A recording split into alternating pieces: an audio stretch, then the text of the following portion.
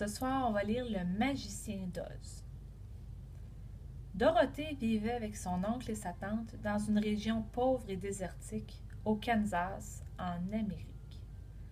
Leur maison était une petite cabane en bois très modeste. Le seul compagnon de jeu de Dorothée était un gentil petit chien, vif et intelligent, nommé Toto. Un jour, une terrible tornade s'abattit sur la région. Tellement terrible qu'elle arracha du sol la maisonnette où Dorothée s'était réfugiée avec son petit chien. Bien que ballottée en tous sens, la cabane resta miraculeusement intacte. Lorsque la tempête se calma, la fillette ouvrit la porte et s'aventura dehors. Un magnifique paysage s'étendait devant elle.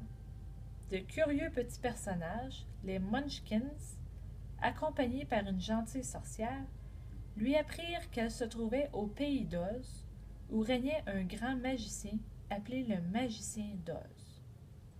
Dorothée, qui voulait rentrer chez elle, suivit les conseils de la gentille sorcière et se mit en route à la rencontre du Magicien d'Oz. Chemin faisant, elle rencontra l'épouvantail. Lui aussi voulait rencontrer le magicien pour lui demander d'ajouter un peu de cervelle dans sa tête de paille. Puis, elle rencontra le bûcheron en fer blanc qui voulait un cœur dans son corps métallique. Tous trois rencontrèrent ensuite le lion Poltron qui souhaitait devenir courageux comme tous les lions. Lorsqu'ils arrivèrent à la cité d'Émeraude, où habitait le magicien d'Oz, chacun reçut une paire de lunettes pour se protéger de l'éclat éblouissant de la splendide cité. Un garde les prévient que le magicien pouvait leur apparaître sous n'importe quelle forme.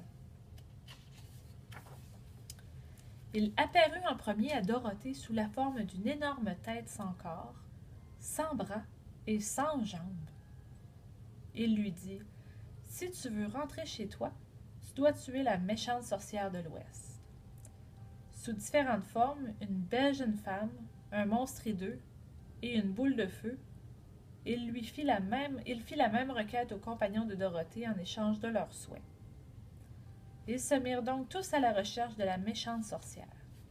Elle n'avait qu'un œil, mais un œil magique, capable de voir tout ce qui se passait dans le pays.